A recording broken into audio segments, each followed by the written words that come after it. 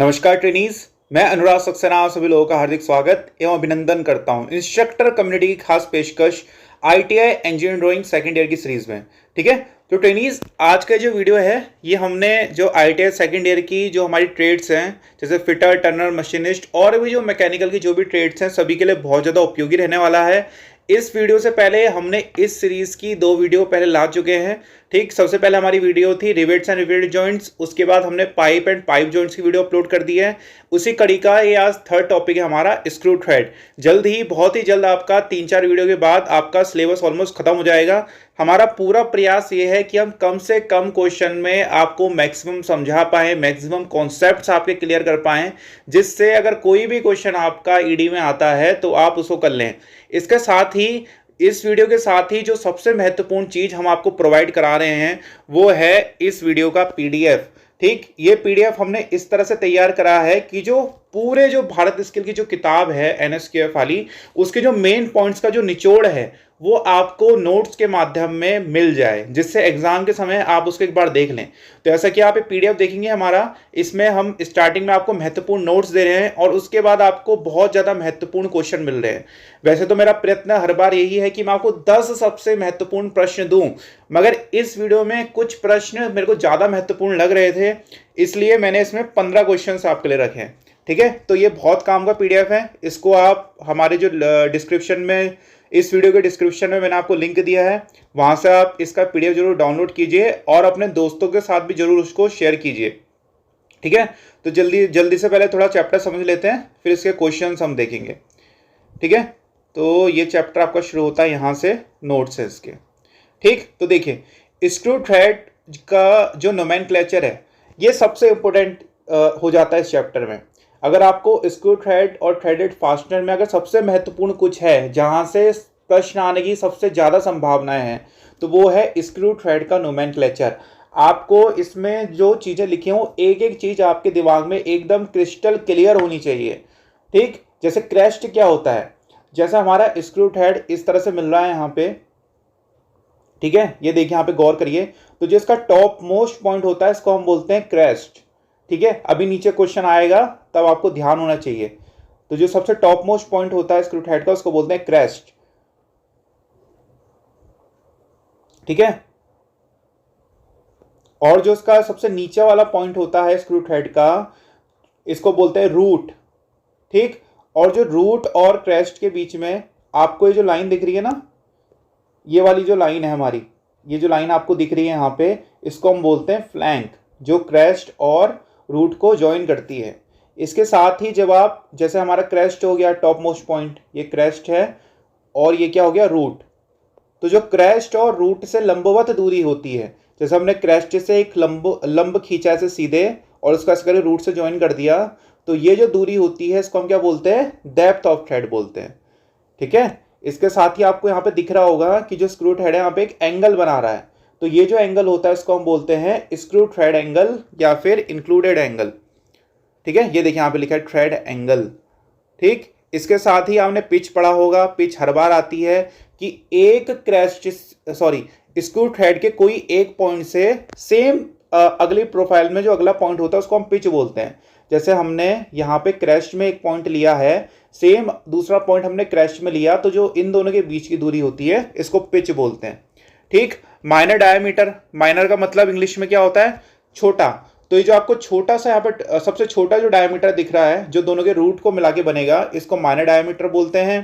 ठीक, और जो सबसे बड़ा डायमीटर यहाँ पे बन सकता है ये हमारा मेजर डायमीटर होता है, जो सबसे आउट वाला डायमीटर आपको दिखता है। ठीक है, और इसके बीच में हमारा पिच डायमीटर आता है। तो ये कुछ पॉइंट्स हैं जो आपको क्लियर होना चाहिए। ये हमारा एक्सटर्नल थ्रेड का डायग्राम है और ये हमारा इंटरनल थ्रेड का डायग्राम है। एक तो इसको बहुत अच्छे से क्लियर रखिएगा स्क्रू थ्रेड नोमेनक्लेचर को, यहाँ से प्रश्न आने की सबसे ज़्यादा संभावना है। अगले बारी आती है right and left hand thread की।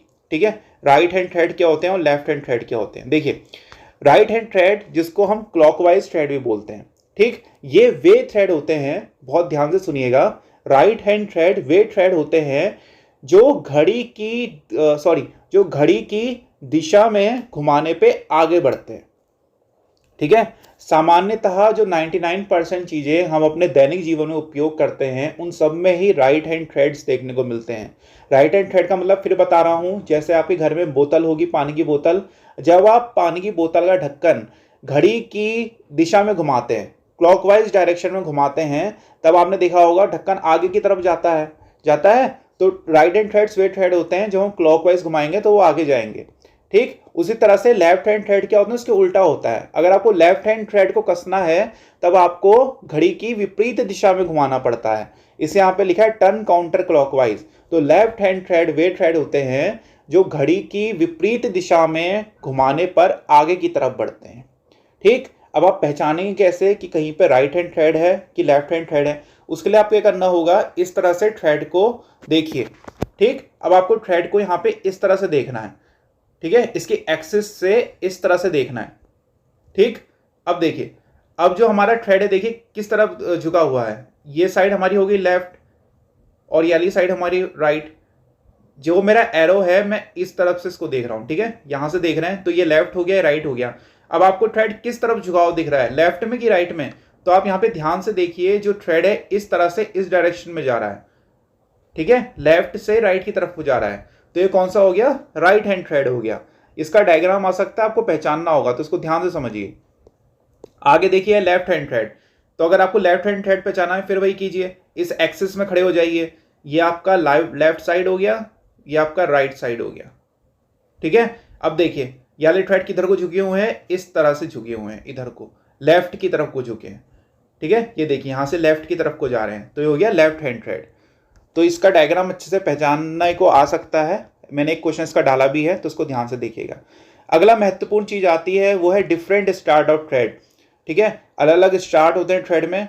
जैसे जो हमारा सिंगल स्टार्ट थ्रेड होता है उसको जब आप एक राउंड देंगे, जैसे मान लीजिए आपको कोई बोतल का ढक्कन है ये, ठीक, इसमें सिंगल स्टार्ट थ्रेड है ये वाली। तो जब आप इसको एक राउंड पूरा घुमाएंगे तभी कितना आगे जाएगा, अपनी पिच के बराबर आगे जाता है। ठीक है, जो सिंगल स्टार्ट थ्रेड होंगे जब आप उनको एक राउंड पूरा देते हैं तो अपने पिच के बराबर आगे जाते हैं। ठीक, और इसी को हम क्या बोल देते हैं, लीड। लीड क्या होती है, जब आपने अपना बोतल का ढक्कन एक राउंड उसको घुमाया तो बोतल का ढक्कन हमारा, ठीक है, जैसे बोतल का ढक्कन है ये कितना नीचे को आया, इसको हम बोलते हैं लीड, क्योंकि उसने कितना फॉरवर्ड मूवमेंट करा है।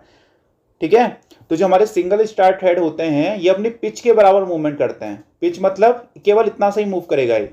जो डबल स्टार्ट होंगे वो क्या करेंगे, वो पिच का 2 गुना आगे मूवमेंट करेगा। तो अगर आपने एक सिंगल स्टार्ट थ्रेड की बोतल ली है और आपके दोस्त के पास डबल स्टार्ट की थ्रेड की बोतल है, अगर आप दोनों कस रहे हैं उनका ढक्कन, तो जिसके पास डबल स्टार्ट थ्रेड की बोतल है उसका ढक्कन जल्दी कसेगा। ठीक है, क्योंकि जब जो सिंगल स्टार्ट वाला बंदा है जब वो ढक्कन घुमाएगा तो वो केवल अपने पिच के बराबर ही बोतल नीचे आएगी, मगर जो बोतल का ढक्कन नीचे आएगा। मगर जो डबल स्टार्ट वाला है जब वो ढक्कन घुमाएगा तो वो पिच की 2 गुने अमाउंट से नीचे आएगा। ठीक है, इसी तरह से ट्रिपल स्टार्ट थ्रेड होता है। ट्रिपल स्टार्ट थ्रेड में क्या होगा, जब आप एक बार घुमाएंगे वो पिच का 3 गुना आपका बोतल का ढक्कन नीचे को आएगा, आगे बढ़ेगा। ठीक है, तो इसकी लीड क्या होती है, 3x P होती है। ये बहुत ध्यान रखिएगा कि जो सिंगल स्टार्ट थ्रेड होती है इसकी लीड पिच के बराबर होती है, जो डबल स्टार्ट होगी उसकी लीड 2 पिच के होगी, और जो ट्रिपल स्टार्ट होगी इसकी लीड 3 पिच होगी। ठीक है, अभी आपको सामने से दिखते कैसे हैं सिंगल स्टार्ट थ्रेड। जो सिंगल स्टार्ट थ्रेड का अगर कहीं स्क्रू थ्रेड देखेंगे ना, जो सिंगल स्टार्ट थ्रेड होता है वहां पे आपको लगेगा जैसे कोई एक ही रस्सी है वही इस तरह से गोल गोल गोल गोल घूम के थ्रेड बना रही होगी।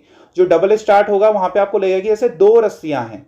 ठीक है, इस तरह से 2 रस्सियां एक साथ दो थ्रेड हैं वो एक साथ इस तरह से चल रहे होंगे। और जो ट्रिपल स्टार्ट होगा वहां पे आप पाएंगे कि उसमें इस तरह से 3 स्टार्ट आ रहे होंगे। ठीक है, इसको गूगल करके देखिएगा, कहीं पे देखिएगा तो ट्रिपल स्टार्ट की पहचान होती है। और दूसरा आपको फिगर दे सकता है, तो आप फिगर के माध्यम से कैसे पहचानेंगे, तो देखिए जो हमारा सिंगल स्टार्ट थ्रेड है इसमें देखिए यहां से शुरू हुआ और जो अपना पहला वाला इसका कॉलम आया यहाँ पे इसका डैश वाली लाइन आ रही है। ठीक है, अगर ऐसा हो रहा है तो सिंगल स्टार्ट थ्रेड है। अगर ये जो इसकी डैश्ड लाइन है ये इसके ठीक इधर वाले में ना पड़ के इसके बगल वाले में पड़ ली है, जैसे फर्स्ट वाले में इधर पड़ी थी इस वाले में। ठीक है, तो अगर सेकंड वाले में कहाँ पड़ी है, इधर वाले में। इसी तरह से थर्ड वाले में क्या होगा, ये देखिए 1 2 पर अगर यहाँ पढ़ती तो फर्स्ट स्टार्ट, यहाँ पढ़ती तो सेकंड, यहाँ पढ़ी है तो क्या हो गया, थर्ड स्टार्ट हो गया। ठीक है, अभी इसका डायग्राम आएगा तो आप इसको ध्यान से पहचानेंगे। इसके साथ ही कुछ महत्वपूर्ण जो स्क्रू थ्रेड्स हैं उनका एंगल और थोड़ा बहुत यूसेज आपको पता होना चाहिए। जैसे हमारा BSW थ्रेड होता है, इसका एंगल कितना होता है, 55 डिग्री होता है। ठीक है, याद रखिएगा। इसका इस्तेमाल कहाँ पे होता है, जो हमारे आम तौर पे नट और बोल्ट होते हैं उसमें BSW थ्रेड ही होता है। अगर आपने अपने ITI के प्रैक्टिकल में कभी नट और बोल्ट बनाए होंगे, ठीक है, तो उसमें जो टैप वगैरह होते हैं उसमें आप गौर से देखिएगा तो उसमें BSW ही लिखा रहता है। तो उनका एंगल 55 डिग्री होता है, आपसे पूछ सकता है। जो BA थ्रेड हमारे होते हैं इनका एंगल 47.5 होता है। ये देखिए BA थ्रेड का डायग्राम है। इसका थोड़ा बहुत आप H और स्मॉल h का रिलेशन भी देख लीजिएगा, ये भी आपसे पूछ सकता है। ठीक है, इसका यूसेज कहाँ पे होता है, प्रिसीशन इंस्ट्रूमेंट्स में होता है। प्रिसीशन इंस्ट्रूमेंट का मतलब जैसे आपका माइक्रोमीटर होता है, ठीक है, माइक्रोमीटर स्क्रू थ्रेड के प्रिंसिपल में काम करता है, तो उसमें BA थ्रेड ही होते हैं। अगला है आपका मैट्रिक थ्रेड, इसका एंगल होता है 60 डिग्री। ठीक है, मैट्रिक थ्रेड का एंगल होता है 60 डिग्री। अगला है आपका स्क्वायर थ्रेड, इसका एंगल कितना होता है, 90 डिग्री होता है। इसको बहुत ध्यान से आपको उन सबके फिगर दिमाग में होने चाहिए। अगला है एक्मे थ्रेड, इसका इंक्लूडेड एंगल कितना है, 29 डिग्री है। ये कहाँ पे होता है, जो हमारी लेथ मशीन होती है उसमें जो स्क्रू कटिंग वाला पोर्शन होता है वहां पे ये वाले थ्रेड बने रहते हैं, screw cutting sorry Acme thread.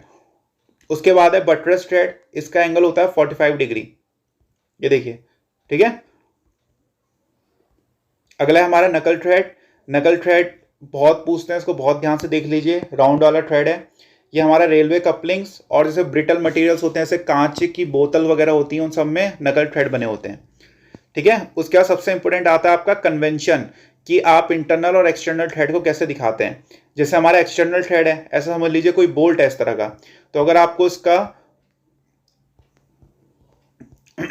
तो अगर आपको इसका टॉप व्यू दिखाना है या फिर फ्रंट व्यू आपको दिखाना है तो आप कैसे दिखाएंगे। ठीक है, जैसे इसको अगर हम यहां से देख रहे हैं तो कैसा दिखेगा, इस तरह से दिखेगा।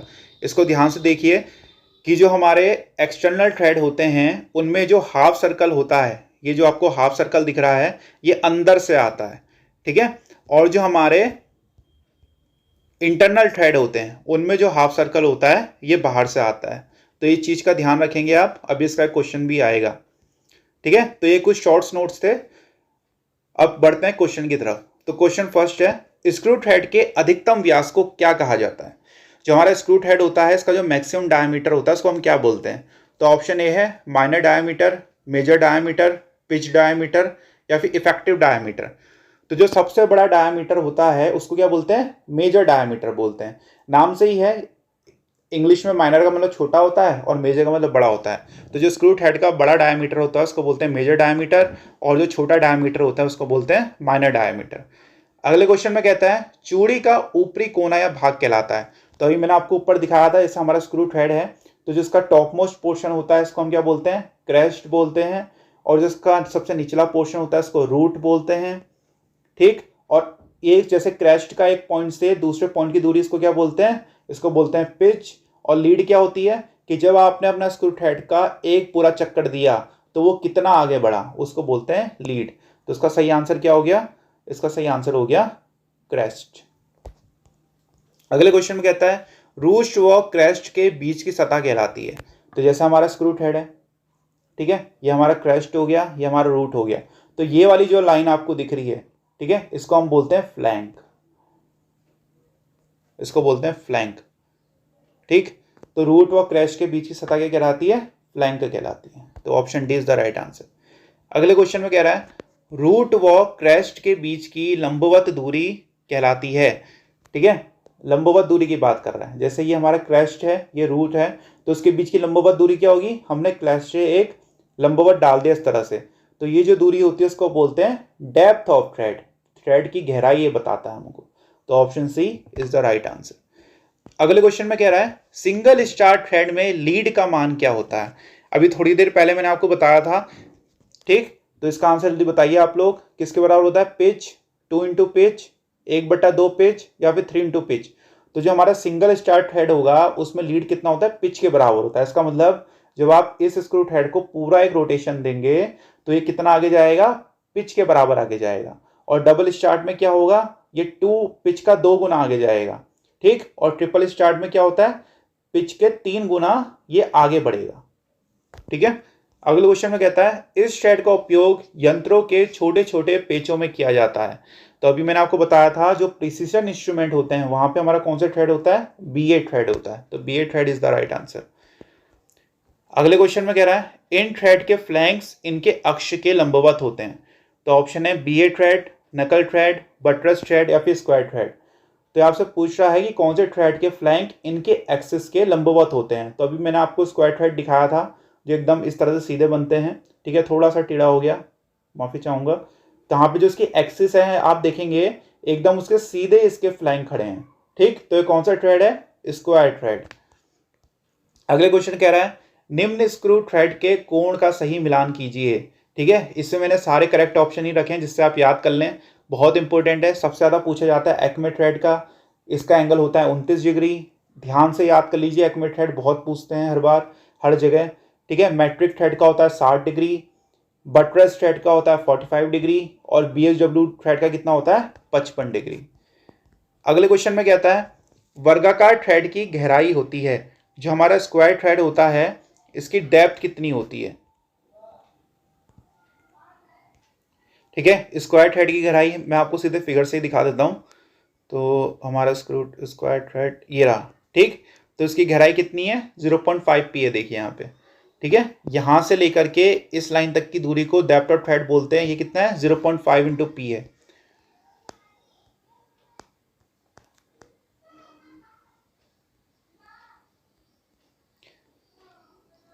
तो इस तरह के क्वेश्चन आएंगे, आप सब इनको तैयार रखिएगा, ठीक है। अगले क्वेश्चन में आपको कह रहा है कि नकल थ्रेड को आपको पहचानना है कि नकल थ्रेड कौन सा है, ठीक है।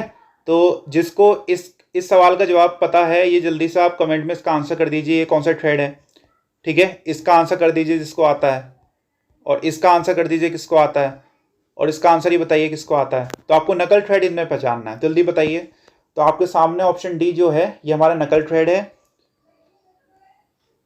ठीक है।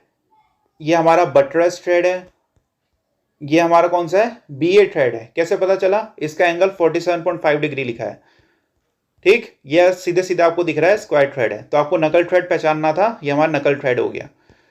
अगले क्वेश्चन में कह रहा है बाहरी चूड़ी के कन्वेंशन को पहचानिए। थोड़ी देर पहले मैंने आपको बताया था जो हमारा एक्सटर्नल थ्रेड होगा उसका जो हाफ वाला सर्कल होगा वो कहां पे आता है, अंदर की तरफ को आता है, ठीक है। जैसा इसमें देखिए अंदर की तरफ को बनाया हाफ वाला सर्कल, तो ये करेक्ट आंसर हो गया, ठीक। अगर हमसे इंटरनल थ्रेड का पूछा होता तो इंटरनल थ्रेड में क्या होता है, जो हमारा हाफ सर्कल होता है बाहर की तरफ को होता है। तो इसको ध्यान रखिएगा। फिलहाल इस क्वेश्चन में हमसे एक्सटर्नल थ्रेड का कन्वेंशन पूछा है, तो ऑप्शन ए राइट आंसर इसका हो गया, ठीक है। क्यों, कैसे पहचाना, क्योंकि इसका आप ध्यान से देखिए जो इसका हाफ सर्कल है वो अंदर की तरफ है, इसका मतलब ये एक्सटर्नल थ्रेड का आंसर है। अगले क्वेश्चन में कहता है M20 इंटू 1.5 में 1.5 का क्या तात्पर्य है। ऑप्शन ए चूड़ी का व्यास, ऑप्शन बी चूड़ी की पिच, ऑप्शन सी चूड़ी का minor diameter, option D lead. तो आपको बताना है M20 इंटू 1.5 में 1.5 से क्या तात्पर्य है। तो जो इसमें M20 है इसका मतलब ये क्या है, M20 का मतलब 20 इसका नॉमिनल डायमीटर है, और 1.5 का मतलब क्या होता है, इसकी पिच बताता है, ठीक है। चूड़ी की पिच बताता है, इसको ध्यान से याद कर लिए। अगर कहीं भी आपको M20 इंटू 1.5 या कुछ भी इस तरह से लिखा है तो इंटू के पीछे जो लिखा होता है उसकी पिच बताता है। अगले क्वेश्चन में कहता है नीचे दिए गए थ्रेड को पहचानिए, ठीक। आपको नीचे जो थ्रेड दिया पहचानना है, ठीक है। तो इसको मैंने आपको पहचानने का तरीका बताया था। आपको इसमें जो डैश्ड लाइन है इसको फॉलो करना है। तो अगर ये डैश्ड लाइन यहाँ पे इस तरह से होती तो ये सिंगल स्टार्ट थ्रेड होता। अभी हमारी कहाँ पे है, पहला छोड़ के दूसरे में है, तो ये डबल स्टार्ट है। अगर ये छोड़ के यहाँ पे होती तो ये क्या होता, ट्रिपल स्टार्ट होता। इसके साथ ही यहाँ पे लीड बराबर 2 इंटू पी लिखा है, तो उससे भी हम आइडिया लगा लेंगे कि ये कौन सा थ्रेड है, ये डबल स्टार्ट थ्रेड है, ठीक है।